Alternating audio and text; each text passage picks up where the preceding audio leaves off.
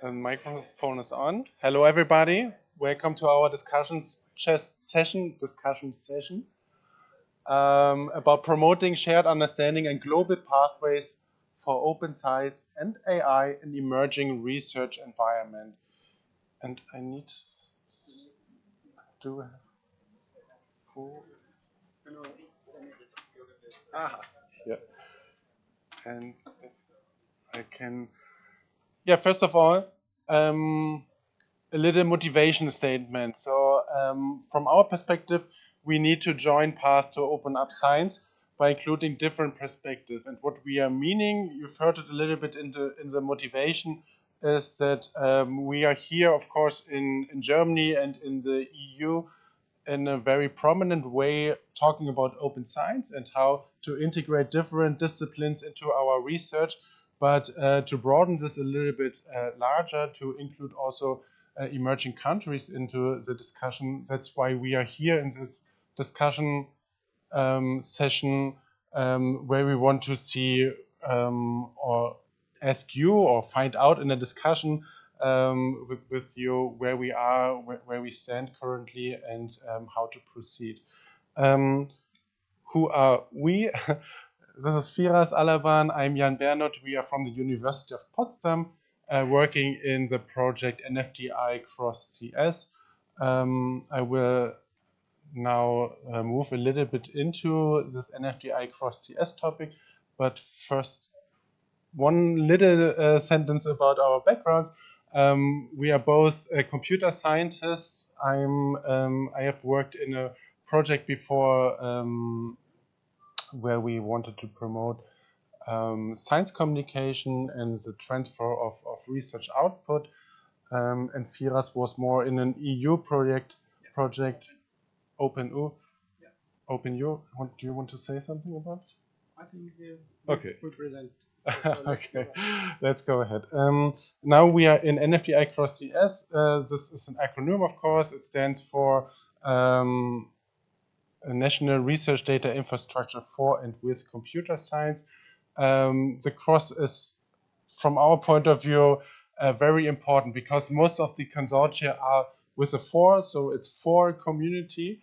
But from our point of view, computer science has a lot of overlaps with other disciplines. And so the idea is if we pursue such ideas or think of research data and software management and find their solutions in our disciplines in computer science, there could be also possible solutions for other disciplines which can be combined.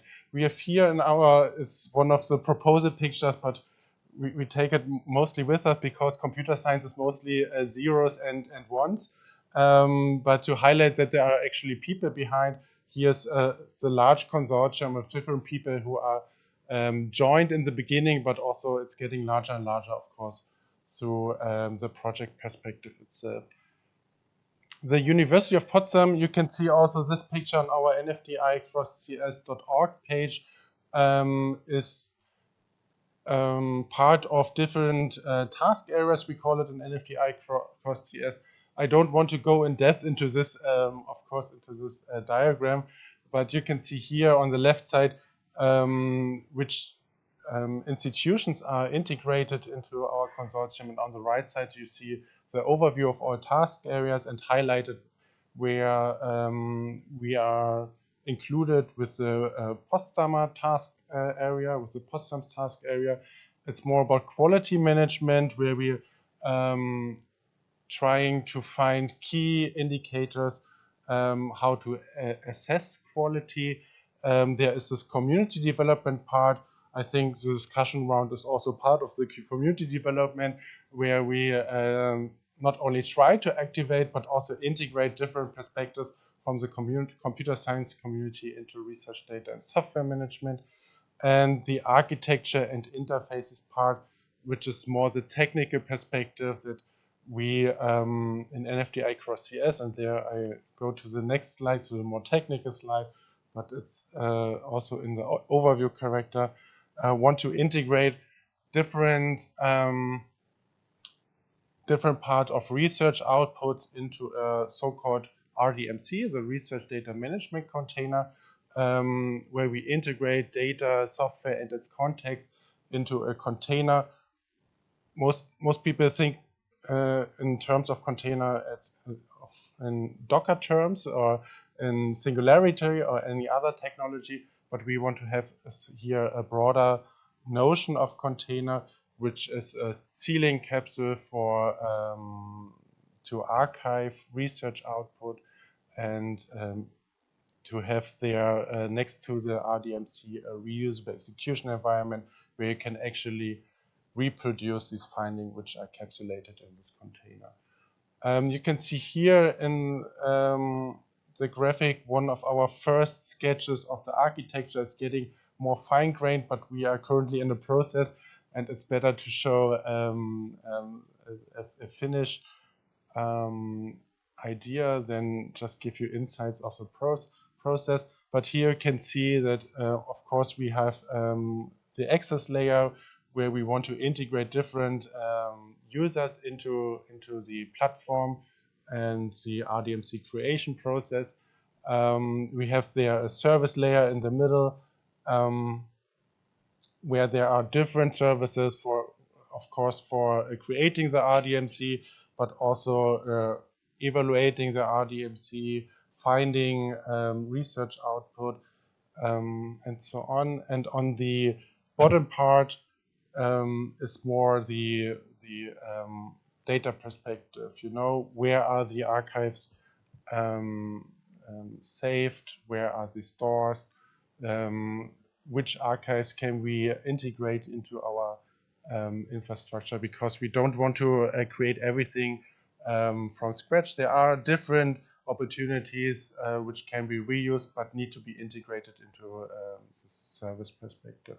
For example, Zenodo Software Heritage Foundation is one of the most prominent parts, but also OSF and other, the Dataverse and other things which need to be integrated. In the community part, we have divided it into 3 chapters, I would say, sections, subsections, dimensions is also a good word. Yeah, thank you. With a small word, you can read it. We have some parts where we want to inform about possible services, but also knowledge and so on, which needs to be spread to the community. We have there a meeting part, but we have also a discussion dimension. To go a little bit more into depth, the inform part is about newsletters. We have also created a coffee table book, which is more about success stories in research data and software management. And we have a blog where you can, for example, find a good insight from the legal aspects part, where, for example, the EU AI Act is really detailed, reviewed from the perspective of research software and data management. We have this meeting part where we have surveys, a summer and winter school, which was last week, our first summer school in Freiberg. Of course, you won't hear any other perspective than it was a success, of course. But we have a lot of experiences or different views integrated into the summer school, and a good discussion at the TU Freiberg. And we have also symposia and workshops, hackathons, and so on. And in the discussion parts, this is more broader term communication platform, which is getting larger, hopefully, in near future. But this was a little advertisement for NFDI Cross CS. Now we want to go a little bit more into the part of the actual discussion session. So after this first part of our project and what we are focusing on, I think we realized the importance of containerize the artifact, the data sets, together and encapsulated in one container and be sealed and unsealed and reused. So, of course, when we think about that, definitely research data management, research software management is in the core of what we are speaking about. And open science definitely is what we are thinking it's important to speak about in this regard. So one thing we thought in building the committee in research and data research software management together. So there is a lot of artifacts that's usually being built and take a lot of time, effort, where it's not being documented, and nobody knows about that. And in other part of the world, they spend a lot of time, effort, projects to do that, where it's really there, but because there is no kind of collaboration or no kind of, let's say, policy that's open this data, so that can be used. Both of them can be benefit from these artifacts and data sets. The most important example that came in my mind now, Coronet site, for example. Maybe some other examples could be also. So in open science, I tried in this part to think or build based on international recommendations. The best I found is UNESCO recommendation about how can we make this open data for open science for all. I like this graph because it showed me how the importance of three arms working together. None of them can be, the two of them can't be work unless the others work together. The multilingual science knowledge and the collaborations and making the scientific knowledge open in the process. If we want to raise the importance of or the proposal of what we are speaking about, it's one question maybe come from the maybe another part of the word. Why open science? Why I have to open my data? Why I have to open my artifact? I spend a lot of that. We have the professional persons and universities. It is useful. Is it something needed to open my artifacts for others? What's the benefit of that? Actually, a lot we can speak about this, but four things I found also in the UNESCO recommendations. That's this to bring equality, fairness, maybe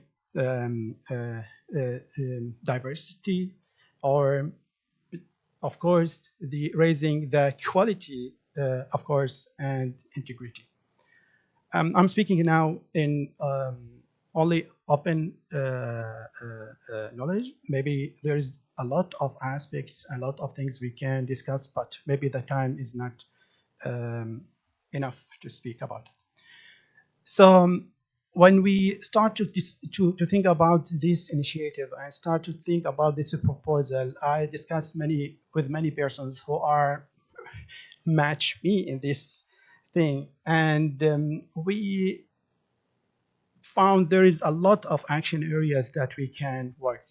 From our experience from NFDI cross CS, infrastructure is the most important. Human resources is very important. But to be honest, we can't go deep in the infrastructure and to build that unless we have fostering the culture or maybe see what is the open the policies and strategies in this regard. So because of that, we focused on those two action area at the beginning as a first step from this workshop and this discussion session. And we aim from this discussion to identify actionable step, fostering interest-based committee, for example, establish effective and continuous discussion in the future. So I distribute we distribute during this discussion a paper for a table contains if somebody who are interested to follow up on this session and be part of this core committee, so please add your name, add your email, so we communicate with you later. Now to start our, hopefully, I know we took a little bit time to present this, but I think it's important to present what we like and what is, because it's the first step of this Delphi process. So it's need to be clarified good at the beginning. And now here's a Google Doc QR code. Please don't hesitate to add your comment, your ideas is very important. Every word is important. Every suggestion is very important for us and for to make the data open, make the science open, as well as artificial intelligence. So I'll give you seconds to go through this code, please.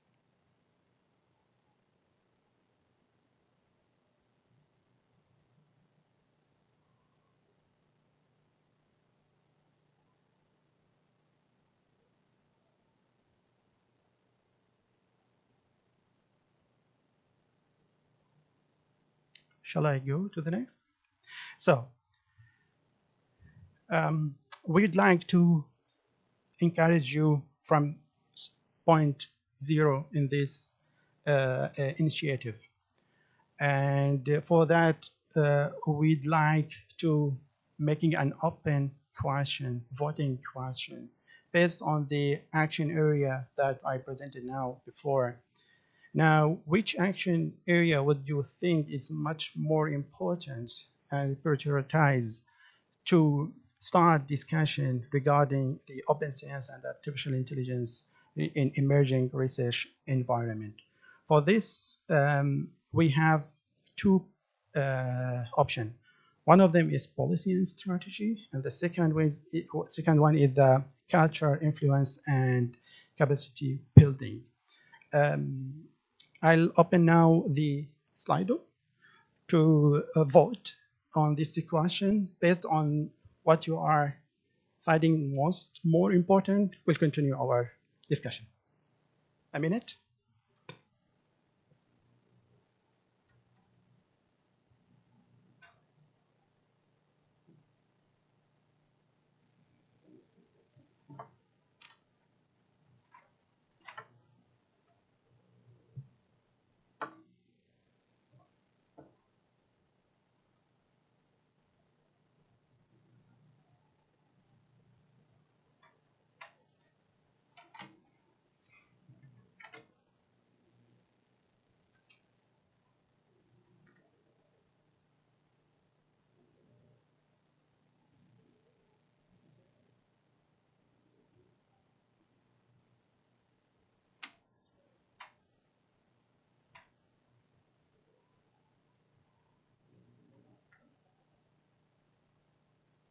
Still mute,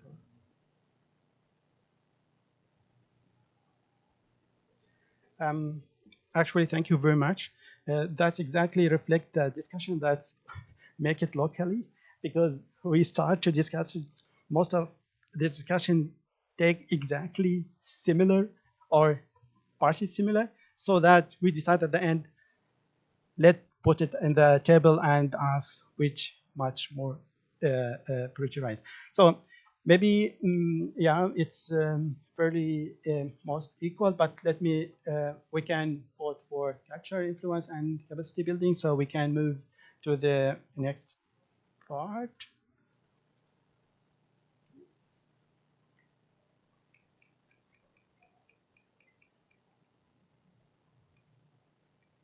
Yeah. Actually, we prepared the two, so now we are moving to the culture, influence, and capacity building.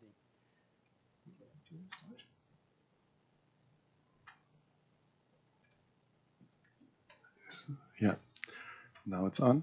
I want to have a little discussion starter because we have talked some time now, 20 minutes, and I want to open now the discussion round to an actual discussion. And as a little discussion starter, I want to ask you, how does culture influence research? Does anyone want to say something about it, or idea of the second session itself? Yeah.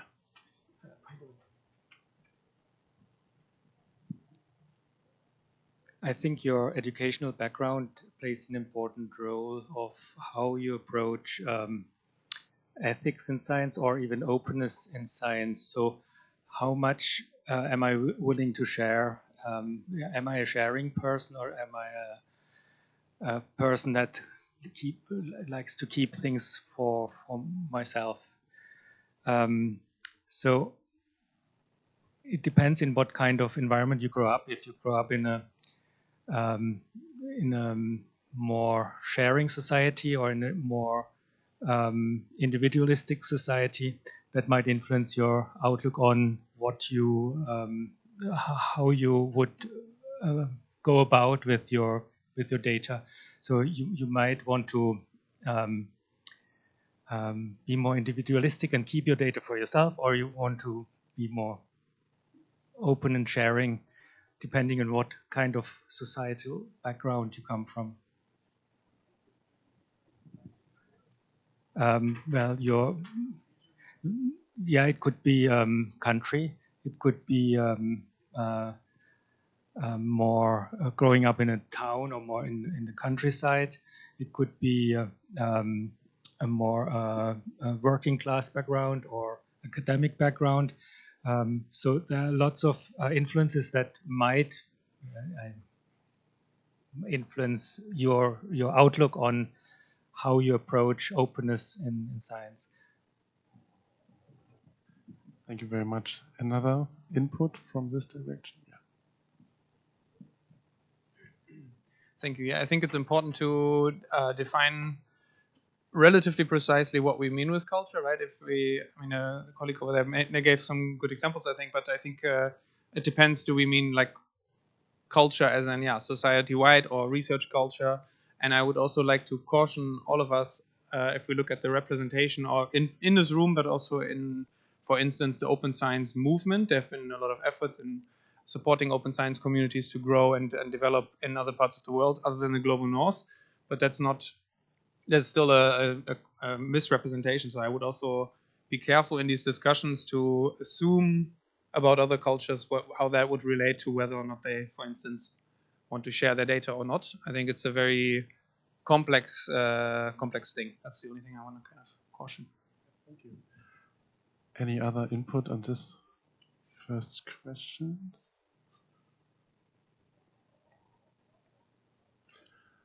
The second one, cultural barriers to hinder open science. We have some take it here in the first round. Have anyone an opinion on this part, which could be shareable in this round?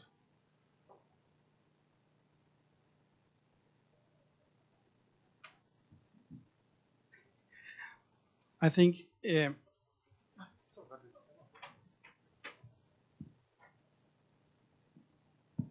Thank you. I think there's many dimensions to that question, depending on how you define cultural barrier. Could be discipline specific, obviously, where you would assume bioscientists are more likely or have a more evolved culture for sharing, but then in a cultural context, like in an ethnical context. I work a lot in the African region, and there is valid concerns for a concept that's known as digital colonialism or data colonialism. So in that sense, there's also valid reasons not to share, whereas obviously there's an awareness and a necessity to share in order to participate and to be seen and heard for the research outcome. So it's a tricky one, but and multi layers to the picture. So,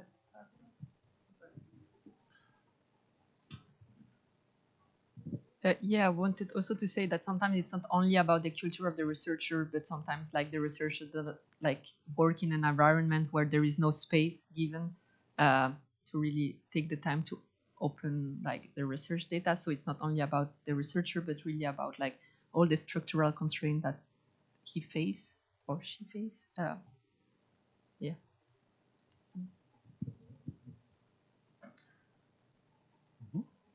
Thank you very much for these inputs. it's okay.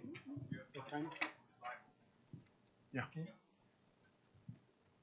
How appropriate and useful is it actually to focus on a consensus or shared understanding of open science instead of divergence and diversity?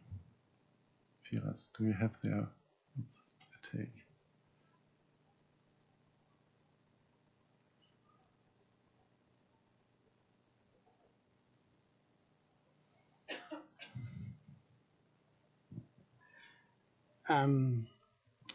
If I understood the question well, I think this is coming from the core of this initiative. We're making a shared understanding of the open science, and yeah, and more than diversing. We avoid the diversion at the beginning when we select what's the actions area that we are focusing on. So based on that, I think building this or jump over the barriers of um, culture that bias the idea of open my data or make my data is available for corporations.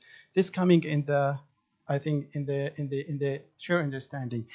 Definitely, there should be some other steps before of that to make this share to make these concepts much easier. I think let's take an example in NFDI. We NFDI here in Germany spend a lot of time to make these concepts easy for the researcher. I mean, yeah. And how to foster these shared understandings? What can be done in this direction? The best way, I think, make these open discussions, workshops, go there, bring them to the open science. I mean, awareness, what they can benefit from this collaboration, or opening the research and data artifacts or data sets, what they can get benefits. It's most important, I think, the most discussions with most researchers when they raise the important why I have to open my data. So that clarify this. It's not opening, and not everything will be open. Most of the time we clarify this. It not mean of open science everything will be open, everything will be available for everyone. No, there is a lot of policies and regulations should be take in considerations when to make this open science well practiced. Do anyone else want to answer on this question? How to go the way of having a shared understanding of open science? What do you do? Nope. Then we go to the next question. Yeah, here. No one. Yeah. I think it is more a comment. I think the culture of research group is most influential. Young researchers adapt the scientific culture, also openness from their prof and their peers. We had, as I said, this coffee table book where we ask also researchers from different perspectives. We have young researchers, but also I would call senior professors interviewed, and the question in the end was mostly, you showed now a problem here, who can change this? And this was also one of the answers. So the profs of the, of course, who supervises the PhDs can change something in openness. But there were also other answers, of course, from profs were the answer, funding. We need funding, funding, funding. If there is no money, then nothing else happens. There was also, I have not. In the coffee table book, there is, if I can add in this point, there is a very nice case study in this interview made with Africa, Namibia, I think.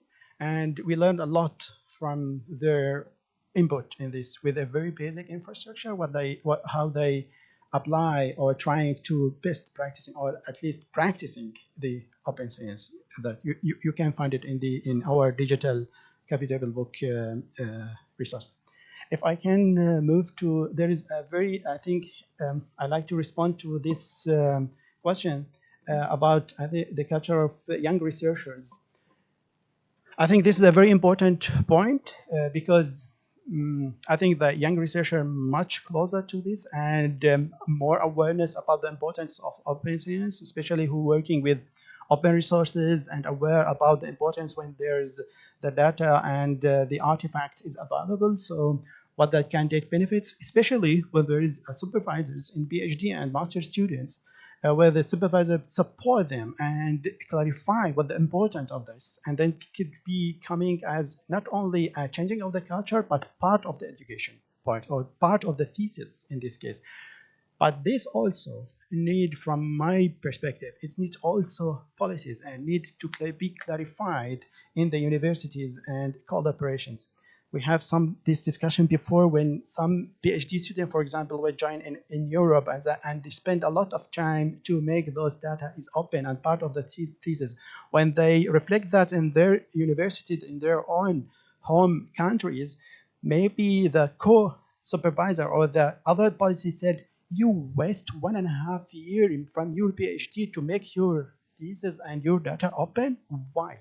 So why we spend a lot of money or a lot of this time?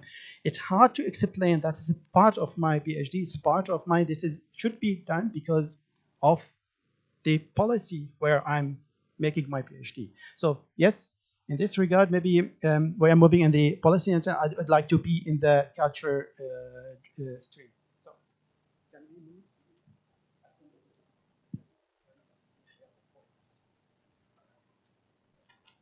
Okay.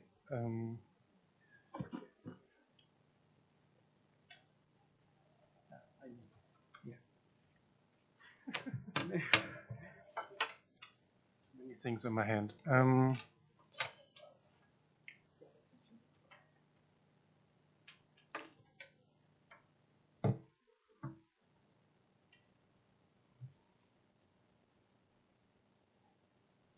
Test. Okay. If I recall rightly, the UNESCO recommendation on open science was made on a process where many countries go there and they find together a definition on open science. And I think it could be a good starting point to come from there, but it's already a consensual definition on open science.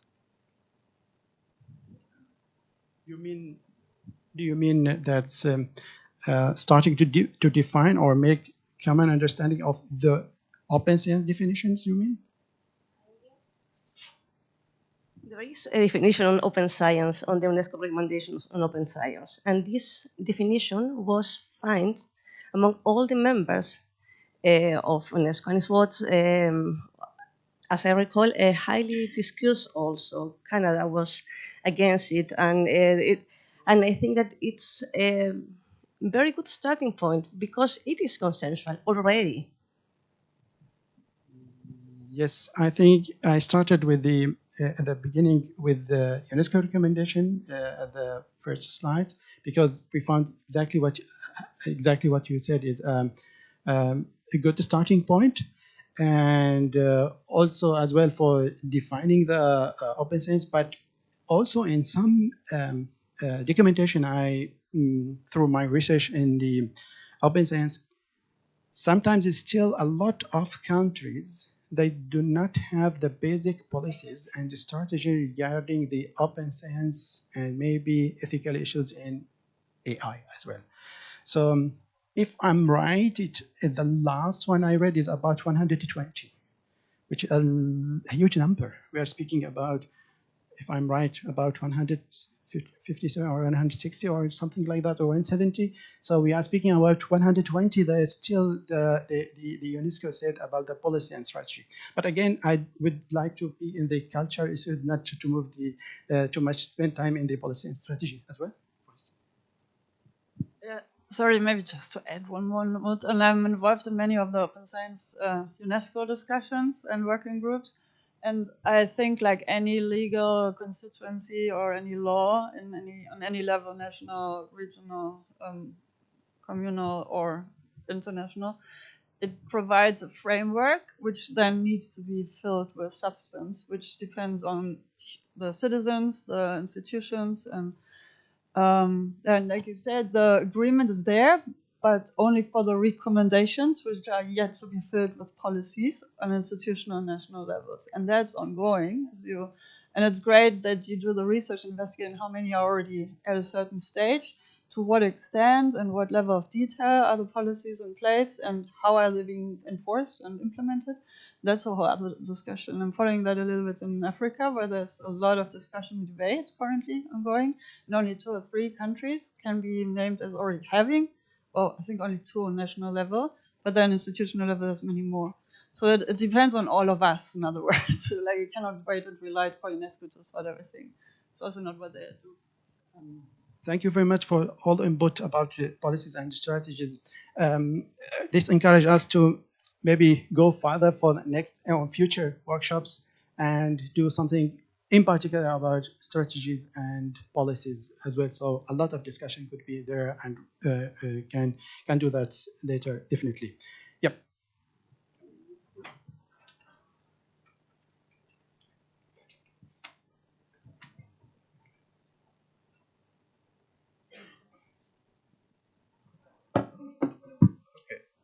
Move on.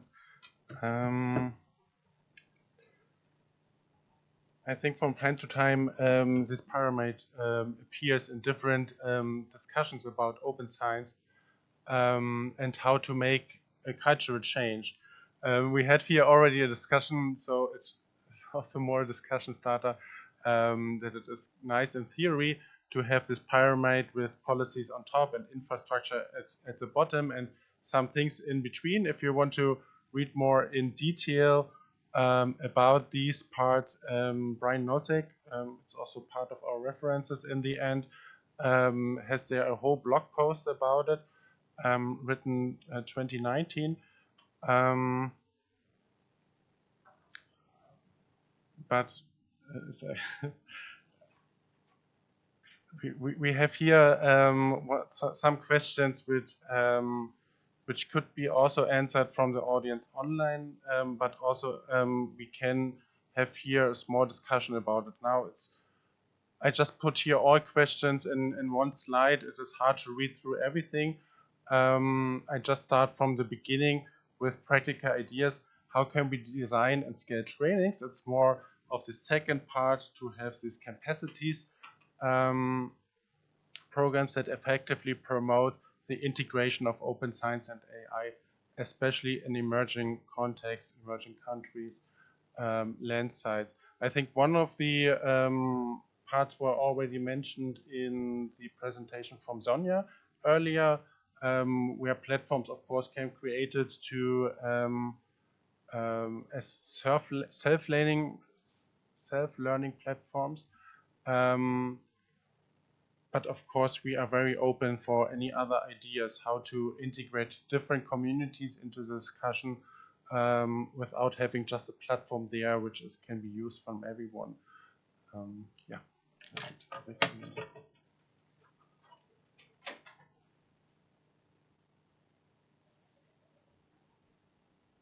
Yeah, I'm thinking that whatever the approaches, it could definitely or should be linked to the open science communities that already exist. I think that's a good avenue to well, think about training programs to try them out, but also to scale them. And I mean, there's a toolkit available for how to found an open science community at your institution, which has been adapted. There's some like courses.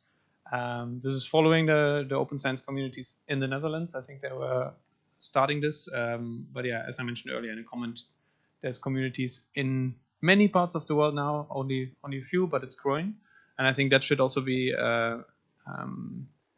yeah, I would almost say that so the integration of open science and AI, that's if you want to approach it from the open science perspective, there's a requirement to have the open science already something there for that. And I think the open science communities are a good avenue.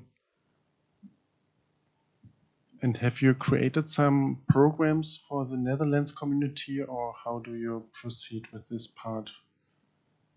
Yeah, so not me personally, no. I'm just mentioning it because it exists. So this is a grassroots kind of initiative, the open science communities. And yeah, I think it's OSC-international.com, but Google will probably lead you there as well. And they have there's a toolkit that exists on how to start a community. So individuals who are interested in open science, they can use that to start a community at their institution or in their research community, for instance.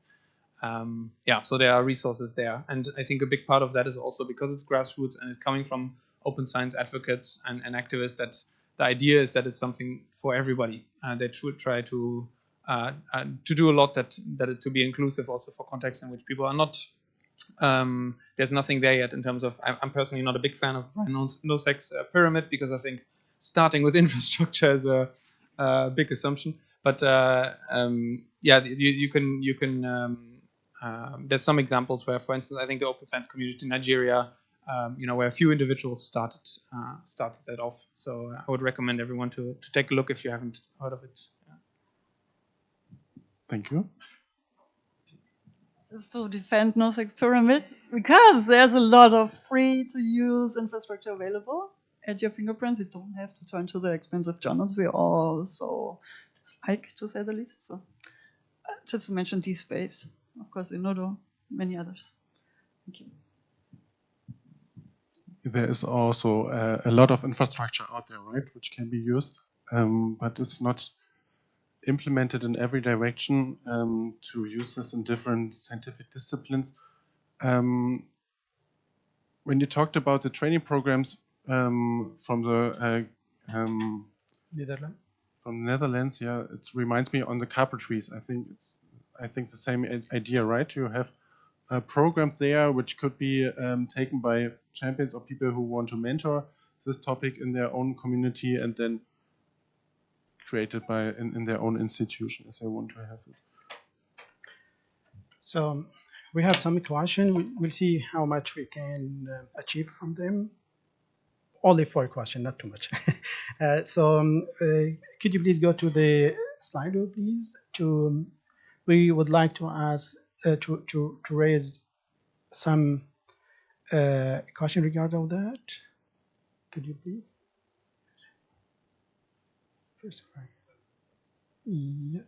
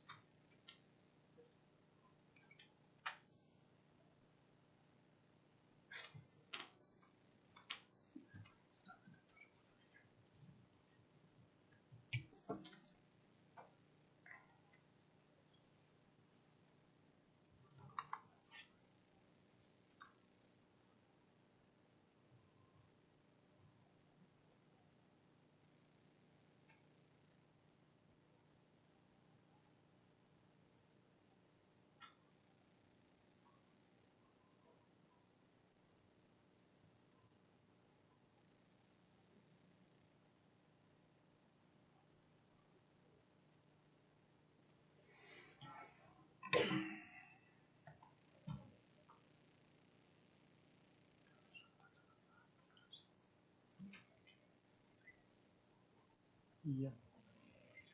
So some answers is maybe still, let's see about train the training program. I think the training would bring the culture of knowledge of local context and also the trusted by their community.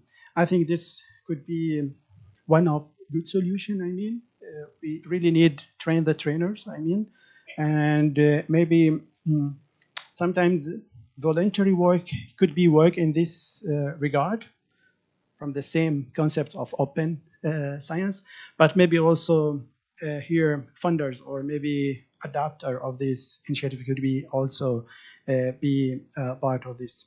Do somebody would like to add their experience about train the trainers or something like that, if he guide such group or initiative or MOOCs program or something open? Yes, please. Thank you.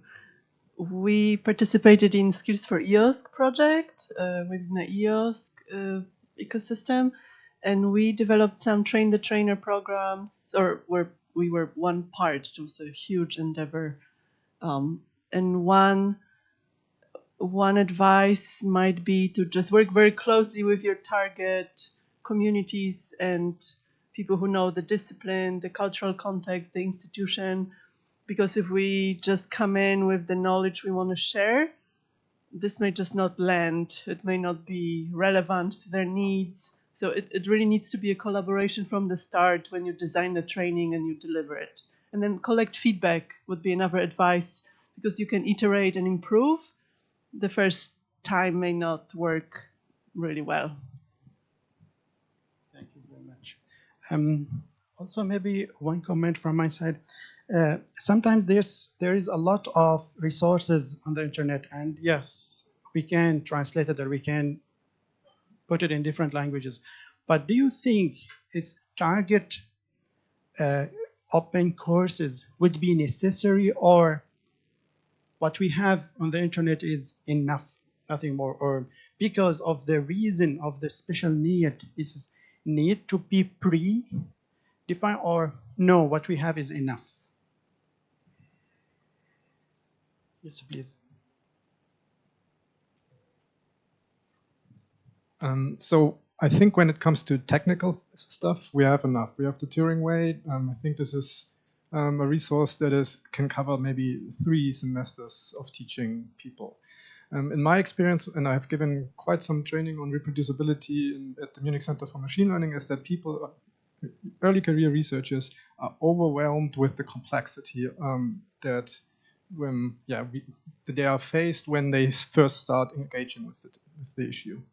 So I think it's more important to give them some guidelines on what is really necessary for their particular work. So, for example, lately I was giving a talk to PhD students from the public health department, and then someone approached me afterwards. I'm doing qualitative research. How does that match to all the things you just talked about?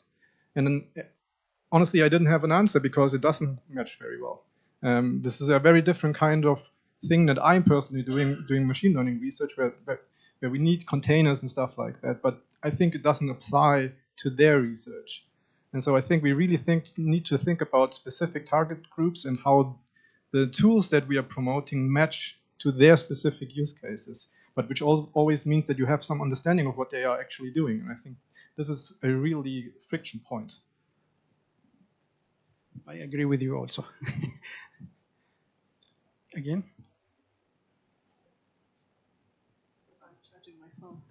Maybe one more thing to consider also, that training online is great in sharing content, but to really help people learn, they need to be able to apply this knowledge or skills or tools and then get feedback on it. So what we often try to do at Digital Curation Center is to use the online resources, some of which we developed, some of them are open from other groups.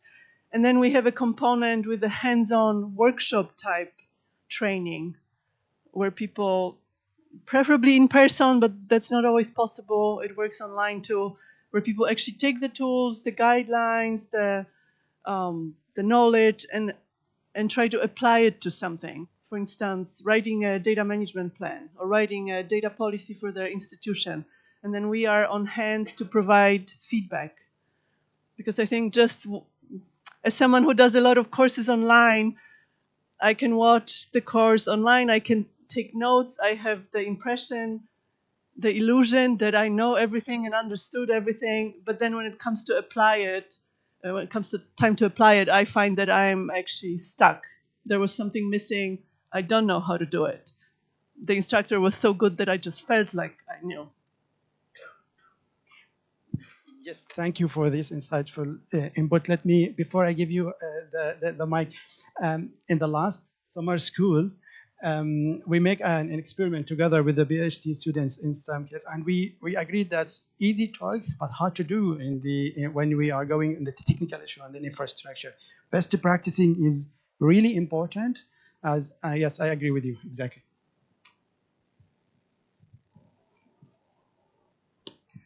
Hi, thanks very much.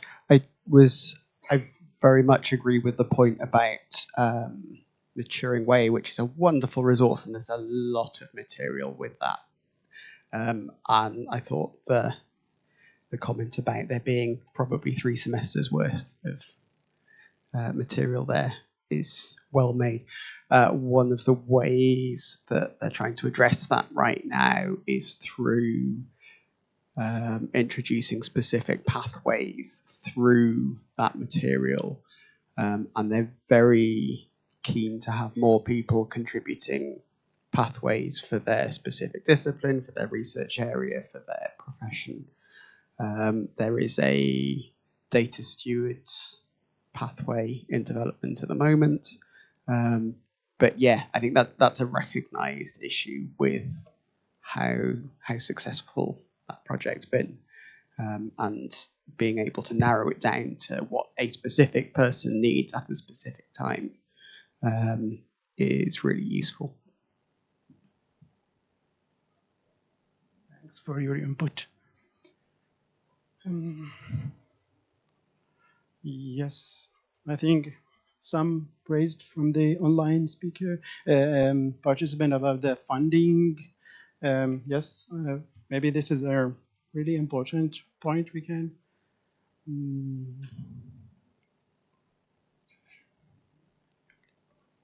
Okay, there's a tool, suggested tool. Thanks for the tool that you suggest. Speaking of receipt.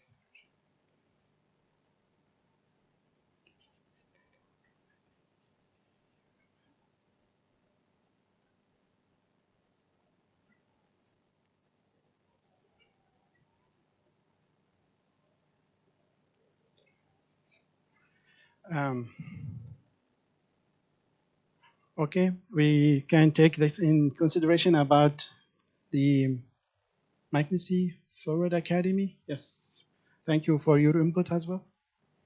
So, I think we are close to the finish line of the session. I would highlight at this point, we have now collected some things, of course, and as you can see, we are also more collecting here. And if you have the feeling in your gut and say, okay, why we are talking about collections, it is here or there, or come to this group, we are already doing this, then reach out to Firas or me, or put it into the pad, and we will be going after it afterwards and see how to integrate this in the current schedule of our project. I think just to sum up, right? yeah, you can do that. Let's start it. I have started, so I also close. I think we have talked here about a lot of topic, and of course in the beginning we already knew that we won't come to really a bullet point list what we want to achieve, or something which you can take home and say, okay, we have solved this problem. I think it is not solvable in a 1 hour session. It is not solvable in a 1 year or 5 years project. We need to have their open collaboration channels to come together and to work together in this different direction. I think from the NFTI perspective and EOSC perspective, it is very, very, a very close perspective on local initiatives, and it sometimes also looks like that it is the local initiatives and the discipline initiatives are also sometimes a little bit overwhelming. But we need to find here a channel to come together, especially in this educational part, to see what's coming from our side, giving into this system, but also what's already there and what could be promoted, and this promoting part. And I think there we also come back to the AI part. Could be if a good metadata set is there, and this is also not a little topic, a more larger topic, good metadata sets for learning units. We can use tools like AI tools, methods to guide people's pathway through these different possibilities. Yeah, we want to highlight that we want to connect the drivers in this current situation, and want to not only start but be integrated in these parts which are already here presented. So please write your name in your list if you feel the urge to stay in contact, and then thank you for your input, and thank you for being part of this session.